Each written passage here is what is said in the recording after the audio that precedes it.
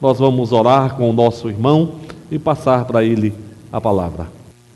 Bendito Deus e Pai, em nome de Jesus, te damos graças pela vida do teu servo, o pastor Ricardo, o qual o Senhor tem usado em diversos momentos e diversas maneiras. E nós te agradecemos pela vida do teu servo, pela família do teu servo e pelo ministério que o Senhor lhe confiou. Agora, ó Pai, nós pedimos que o Senhor o abençoe com a direção do Espírito Santo, como mensageiro da tua palavra. Traga, Senhor, aos nossos corações a palavra que o Senhor quer nos comunicar nesta noite. Nós oramos agradecidos, em nome de teu Filho Jesus. Amém. Amém. Estou muito honrado de estar sendo convidado pelo pastor, que me pegou assim meio de surpresa. Eu vim para visitar minha mãe. Eu já tive em 36 países, trabalhando pela Cruz Vermelha, Médicos Sem Fronteiras, usando da minha área, que eu sou cirurgião bucomaxilofacial, para evangelizar também. Mas vamos abrir as nossas Bíblias no livro de 2 Samuel, capítulo 23. No livro de 2 Samuel, capítulo 23, diz assim a palavra do Senhor, no verso 8. 2 Samuel 23, 8. São estes os nomes dos valentes de Davi: Josebe-Basebete, filho de Taquemone, o principal dos três. Este brandiu a sua lança contra 800 e os feriu de uma só vez. Verso 9, do capítulo 23, 2 Samuel. Depois dele, Eleazar, filho de Dodô, filho de Aoi, entre os três valentes que estavam com Davi, quando desafiaram os filisteus, ali reunidos para a peleja. Quando já haviam retirado os filhos de Israel, ele se levantou e feriu os filisteus até cansar a mão e ficar pegada à espada naquele dia. Naquele dia o Senhor efetuou grande livramento e o povo voltou para onde Eleazar estava, somente para tomar os despojos. Depois dele, Samar, filho de Ajá, o Ararita.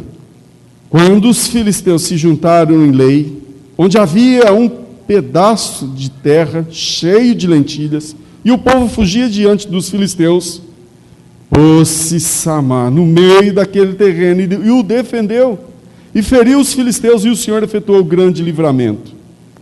Também 3 dos 30 cabeças desceram e no tempo da cega foram ter com Davi a caverna de Adulão. E uma tropa dos filisteus se acampava no vale dos Refaíns. Davi estava na fortaleza e a guarnição dos filisteus em Belém. Suspirou Davi e disse: quem me dera beber água do poço que está junto à porta de Belém? Então aqueles 3 valentes romperam pelo acampamento dos filisteus e tiraram água do poço junto à porta de Belém. Tomaram-na e a levaram a Davi. Ele não quis beber, porém a derramou como libação ao Senhor e disse: longe de mim, ó Senhor, fazer tal coisa. Beberia eu o sangue dos homens que lá foram, com o perigo de sua vida? De maneira que não quis beber. São estas as coisas que fizeram os 3 valentes. Irmãos, vamos orar novamente, porque estamos diante de uma palavra santa. Se não for o Espírito Santo a cochichar, tanto no meu ouvido, quanto no coração dos irmãos, explicando, aplicando a palavra, desafiando, esse momento vai ser um momento em vão. Então vamos pedir essa graça do Espírito Santo atuando na igreja do Senhor. Amado Deus, está aqui a história de homens dos quais o mundo não era digno. Também falei da história desse grande servo do Senhor, Werner. Ó Deus, levanta aqui desse destacamento do seu exército também homens e mulheres destemidos, arrojados, ó Deus, para cumprir e obedecer a tua ordem. Enche-nos do Espírito Santo, porque tu sabes, Senhor, que nós somos covardes, que somos medrosos, que somos inseguros, indecisos, inconstantes. Se o teu Espírito Santo não atuar em nós, nós não vamos vencer, mas em Cristo nós somos mais que vencedores. As nossas armas em Cristo são poderosas. Por isso, Deus, em nome de Jesus, livra-nos de retroceder diante dos desafios que são colocados à nossa frente, para a glória de Jesus, e é no nome dele que eu lhe peço, Senhor. Amém, amém, amém. Meus queridos, esta época de final de ano é uma época difícil, porque tem muitos prestando vestibular, tem muitos estudantes fazendo provas finais na escola, alguns talvez até de recuperação, alguns estão cansados, chega o final do ano, estão contando os minutos para chegar às férias, já exaustos, mas tem batalha pela frente. Vestibular, por exemplo, vai decidir o que aquele rapaz ou moça vai ser para o resto da vida, um momento marcante na vida. Eu me lembro quando eu fui, nessa época, prestar vestibular lá em Ribeirão Preto, pela FUVEST, tinha 17 anos, e a minha mãe viu aquela grande multidão, e ela começou a chorar, pensando, tudo isso contra o meu filho, tão magrinho, tão fraquinho. E aí, eu ainda bem que não prestei atenção no nervosismo dela, só lembrei dessa cena, mas Deus me deu a graça que eu consegui passar naquele ano na FUVEST. Irmãos, hoje nós temos uma presidenta, nós elegemos esse ano, teve eleição para governador, para deputados, e isso tem muito a ver com um homem que viveu na Grécia, por volta mais ou menos de 480 anos antes de Cristo, um homem que chamava Leônidas. Esse homem foi o rei de uma cidade-estado que chamava Esparta. O marido da rainha Esther, o rei Xerxes, que casou, que mostra lá o nome dele, sabe, a festa que a rainha Esther participou, que está lá no livro de Esther. Esse mesmo Xerxes estava lá preparando uma festa e organizando um ataque maciço contra a Grécia. O marido de Esther, o rei Xerxes, era filho de Dário e neto do Ciro, o mesmo Ciro que mandou o povo, sabe, voltar para Jerusalém. Esse rei que antes casado com Vasti, que depois desprezou ela e teve depois como a rainha Esther como esposa, ele juntou um exército de 200.000 homens e foi lutar contra 7.000 homens lá da cidade de Esparta. Olha que desproporção, 200.000 contra 7.000. E, no entanto, o rei Leônidas colocou o seu exército no meio de duas montanhas que chama Termópilas, porque era um lugar quente, tinha muitas fontes de água quente, e ali tinha um desfiladeiro com duas montanhas muito altas e um espaço de 13 metros de comprimento. E ali ele colocou aqueles 7.000 homens, e eles lutando bravamente, sabe, começaram a guerra e mataram muitos persas, daquele exército do rei Xerxes. Depois de 3 dias, teve um traidor, Eufíates, que era um pastor mercenário, que mostrou para o rei persa um caminho que pegasse o rei Leônidas pelas costas, e aí naquele desfiladeiro veio o exército, e aí quando o rei Leônidas ficou sabendo que a batalha estava perdida, ele dispensou alguns, quem quiser ir embora para casa vai, e ele ficou com os seus 300 valentes. E ali ele lutou com determinação contra um tirano. E ele lutou pela sua família, pelos seus ideais. Sabe? E hoje nós temos democracia no mundo, porque a tirania perdeu diante de 200.000 homens contra 300 valentes, que não negociaram. Falou, eu morro, mas eu defendo os ideais que eu amo. Eu amo a minha pátria, a minha família e os meus ideais. E graças à vida de Leônidas, 100 anos depois, nasce Alexandre o Grande. E Alexandre o Grande vence o exército da Pérsia e é o grande conquistador, e é por isso que nós temos a nossa Bíblia, o Novo Testamento, escrito em grego. Graças a Alexandre o Grande, que tinha como inspiração Leônidas. Irmãos, como título dessa mensagem, eu queria deixar a seguinte frase: somente os extraordinários fazem a história. Somente os extraordinários é que mudam e fazem a história. Então a questão é a seguinte: para mim e para você, o que eu devo fazer para ter uma vida extraordinária? Billy Graham, ele dizia bem claro: nós temos uma vida só, não existe reencarnação. Nós temos só uma oportunidade. Como o autor de Hebreus diz, nós estamos com a bola no pé, nós somos a bola da vez. Sabe, tem uma nuvem, uma multidão torcendo por nós, vai, não retrocede. Sabe, nós estamos vivos, e é agora a nossa vida que nós temos para sermos extraordinários. Então, se você, talvez a sua luta, que está aqui nessa noite, pode ser talvez com câncer. Luta, não entregue os pontos. Você não vai ter outra vida para desfrutar, é só essa. Toma os remédios direito, faz o tratamento correto. Sabe, se você está diante de uma batalha severa, prova, vestibular, agora não é hora de retroceder, agora não é hora de descansar, agora é hora de lutar, de ir à frente. Você quer ter uma vida extraordinária? Eu vou dar aqui, segundo esse texto, umas 5 dicas. 5 dicas que você pode guardar no seu coração e vai ser uma bênção se você conseguir colocar em prática na sua vida. Sabe? E eu quero ler uma parte da palavra de Deus no livro de Josué, no capítulo 1, onde Josué, ele recomenda o seguinte, é a primeira dica: seja corajoso, seja destemido, isto é, sem temor.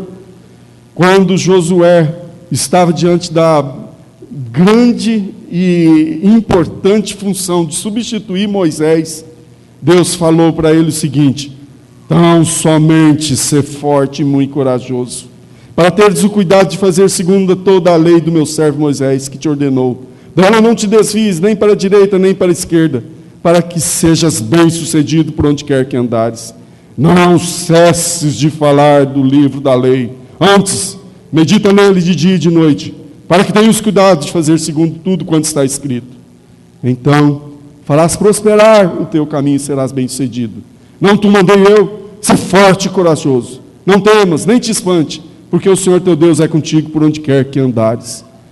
Sabe que aqueles soldados de Davi, eles bem que poderiam ficar amedrontados diante de tantas batalhas.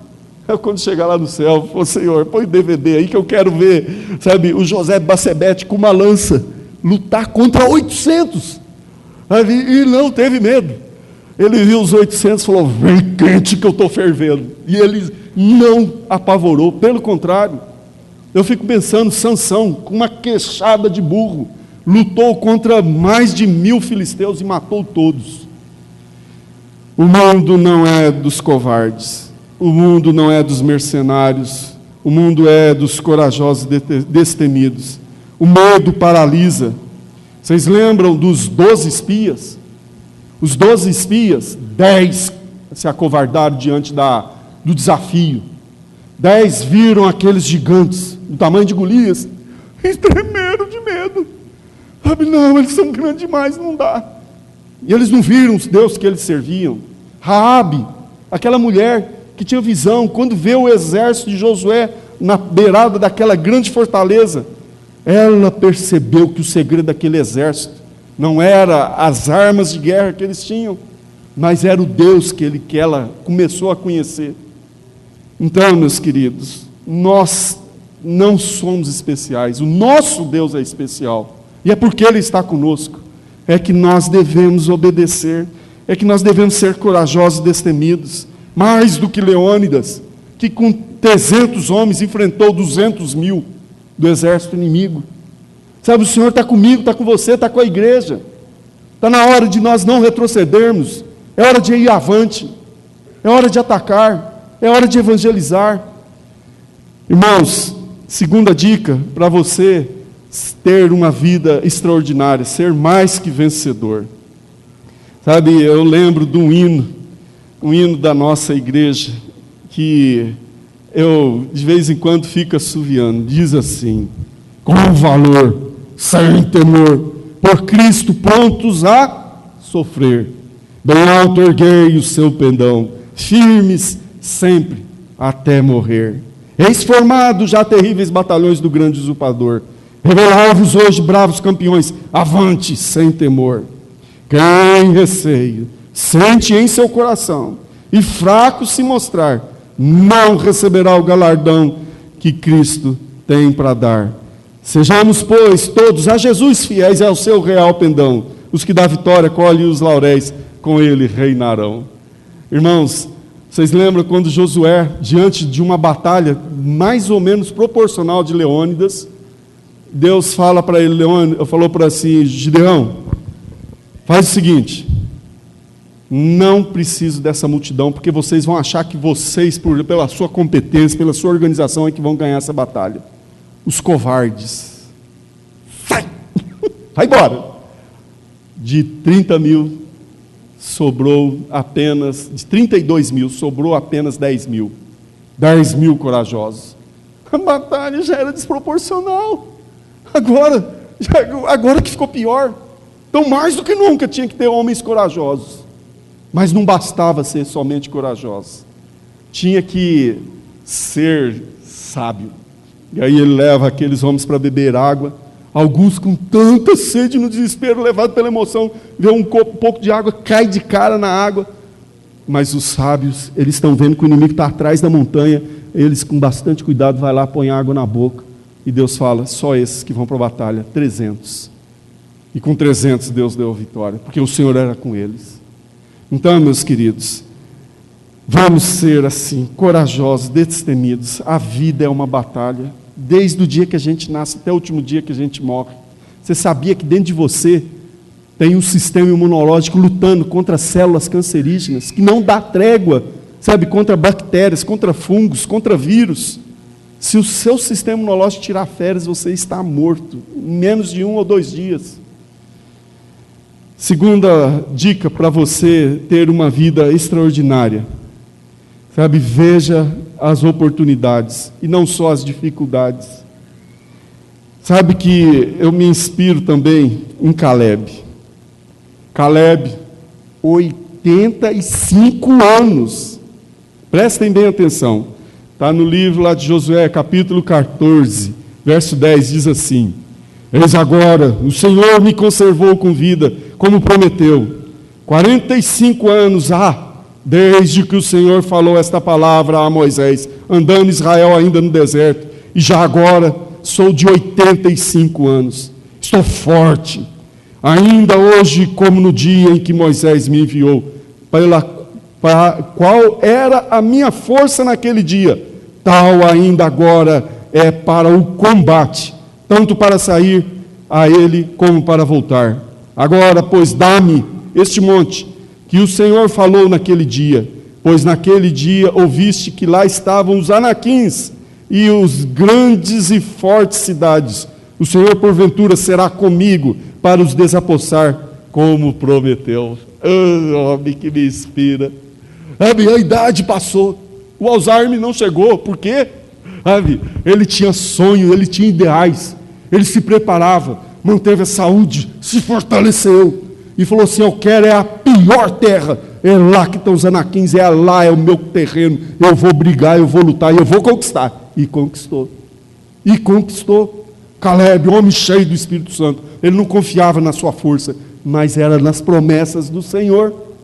Ele não via as dificuldades, ele via a oportunidade. É agora, eu estou aqui, estou pronto para a batalha. Irmãos, eu estive, na época que ainda era tesoureiro da PMT, esse ano, em maio, lá na cidade do México. Eu fui como representante da nossa missão, que tinha lá a diretoria de todas as missões evangélicas, desde lá do Alasca até lá na Patagônia. E uns 3 meses antes, em Anatólia da Turquia, se reuniu todos os diretores de todas as missões evangélicas que tinha, desde lá das Ilhas Fuji, sabe, Coreia, Japão, passou pela Europa, África Extrema e Oriente Médio. Todas as missões se reuniram para fazer um projeto discutindo a possibilidade, e é plenamente viável, que no ano de 2025 nós vamos ter Bíblias traduzidas.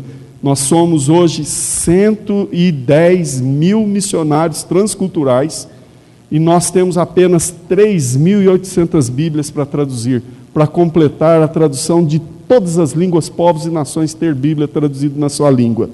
E aí, meus queridos, falta pouco. Nós já estamos praticamente em 2015.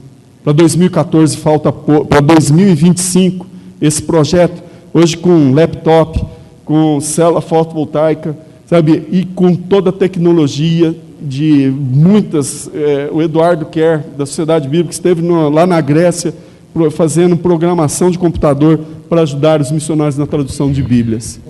Então, meus queridos, não veja as dificuldades, e sim a oportunidade. Terceira dica, seja fiel no pouco. Davi foi fiel no pouco. Quando apareceu um urso, um leão, se eu no lugar de Davi ia pensar, meu Deus, eu levar uma mordida, uma patada de um urso, por causa de uma ovelhinha? Pois não, seu urso, faça favor, hoje uma só, pode pegar. Minha pele vale mais do que de uma ovelha. Afinal de contas, meu pai tem tantas. Então, não. Davi falou para o urso, você só toca nelas, se passar em cima do meu cadáver. E aquele menininho pequeno, foi lá e matou o urso. Veio um leão. O leão falou, sai da frente, Davi, quero uma ovelha hoje. Falou, de jeito nenhum. Vem quente que eu estou fervendo. E foi lá e matou o leão. Quando apareceu, aquele rapazinho, 16 anos, talvez 1,60 m, enfrentou um Golias. Ele era apenas mais um. Porque ele foi fiel no pouco. Você é fiel no pouco, querido? Lá no serviço, você mata o serviço. Ou você faz como se fosse servindo ao Senhor? Como é que é a sua vida no dia a dia? Você tem sido íntegro, irrepreensível? Estamos precisando urgentemente no Brasil de homens e mulheres irrepreensíveis, fiéis no pouco, para no muito Deus conceder. Quarta dica, inspire-se em um exemplo.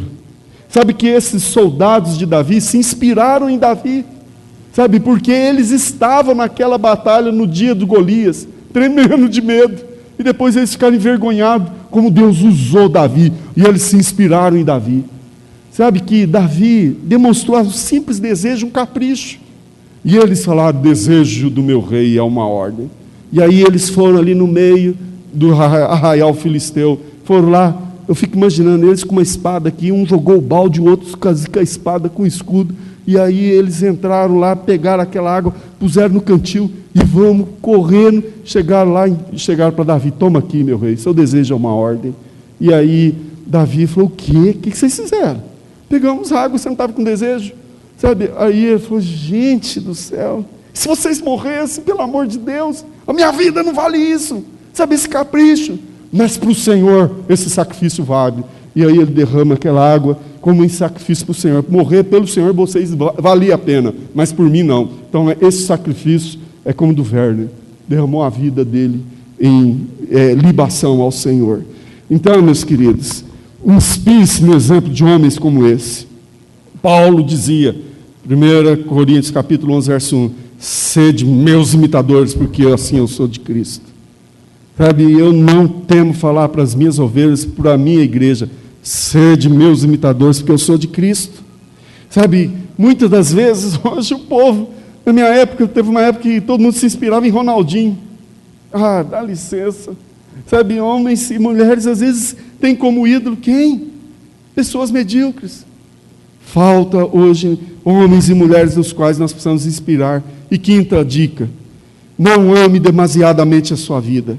Talvez esses rapazes falem assim, ah, se eu morrer não tem outra vida. Ah não, eu estou fora, vai vocês dois, eu estou fora, não quero não.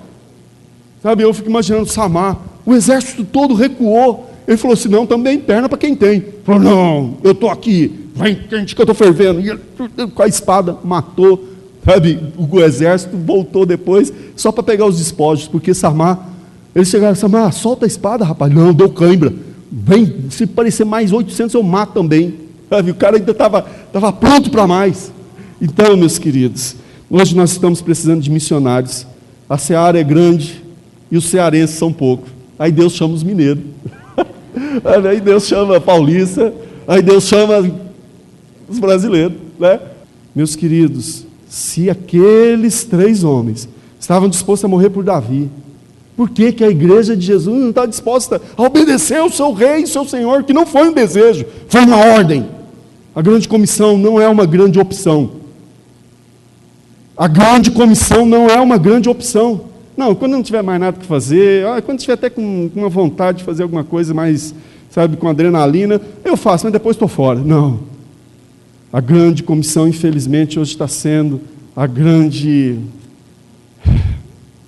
decepção, sabe, de muitas igrejas, sabe, que preferem ficar correndo atrás dos seus bel prazeres. Então, meus queridos, Jesus disse: aquele que ama a sua vida, perdê-la-á, mas aquele que perde sua vida por minha causa, esse achá-la-á. Sabe, aquele que pensa que não deixa pai, mãe, filho, filhos, por amor de mim, não é digno de mim. Então vamos cumprir essa grande opção, essa grande comissão, que não é grande opção. Sabe, vamos ser valentes, destemidos, como esses homens foram, esses servos de Davi, que inspirado no seu rei, eles não retrocederam. Então, concluindo, você quer ter uma vida extraordinária?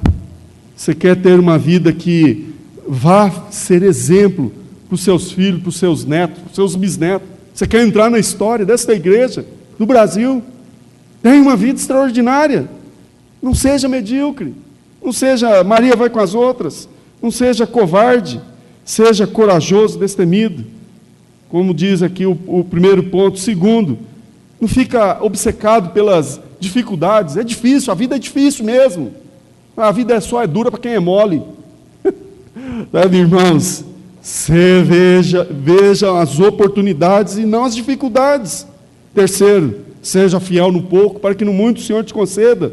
Quarto, inspire-se em alguns exemplos, nos bons exemplos, e não olhe para aqueles que estão dando mau testemunho. Esquece, entrega eles até para Satanás. Fala assim: meus amigos são esses, como Werner, homens destemidos, que não temem a morte.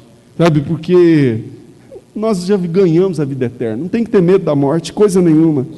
E quinto, não ame demasiado a sua vida, porque aquele que ama a sua vida vai perder. Então, se você, nessa noite, quer ter uma vida extraordinária, eu vou terminar com uma oração. E se você quer ser uma pessoa assim usada por Deus, fique de pé, porque de pé aqui eu já estou, quero ser um exemplo do Senhor, sabe? E nós vamos consagrar as nossas vidas para ser bênção nas mãos do Senhor, para ter uma vida extraordinária. Eu vou estar orando por mim e por vocês que desejam assim também ser.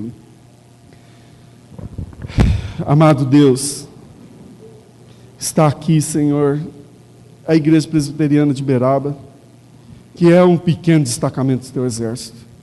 Senhor, nós queremos exaltar o Teu nome, não a nós, mas ao Teu nome da glória, Senhor. Queremos Te obedecer, queremos seguir o exemplo desses 3 valentes de Davi, queremos seguir o exemplo de Caleb, de Josué. Oh Deus, ajuda-nos, Senhor, ter uma vida irrepreensível como do apóstolo Paulo, que não tenha temor de sofrer pelo Evangelho. Oh Deus, em nome de Jesus, ajuda-nos a participar dessa batalha final dos últimos tempos, que é a pregação do Evangelho aqui, lá e além ao mesmo tempo. Abençoe esta igreja, abençoe os missionários da igreja presbiteriana. Levanta, Senhor, outros para ir à frente de batalha, homens que não amam esta vida, corajosos, destemidos, arrojados, piedosos, cheios do Espírito Santo, impolutos, sem pecados. Oh Deus, aviva a igreja presbiteriana, aviva, Senhor, a igreja brasileira, que venha abandonar o pecado, a carnalidade, Senhor. Ajuda-nos a pregar o Evangelho sem temor na nossa nação, na nossa cidade, no nosso país, mas também lá nos confins da terra e nos lugares mais difíceis, Senhor. Livra-nos de retroceder, enche-nos do Espírito Santo. É para a glória e no nome de Jesus Abençoe aqueles que estão passando por lutas, por dificuldades. Ó Deus, dá vitória a eles, ó Deus. Seja por problemas de saúde, seja dificuldades no emprego ou na escola. Abençoe aqui as suas ovelhas. Tira o cansaço, o desânimo. Renova a força deles como da águia, Senhor. Em nome e para a glória de Jesus que eu lhe peço e agradeço, Senhor. Amém, amém, amém. Deus abençoe, irmãos.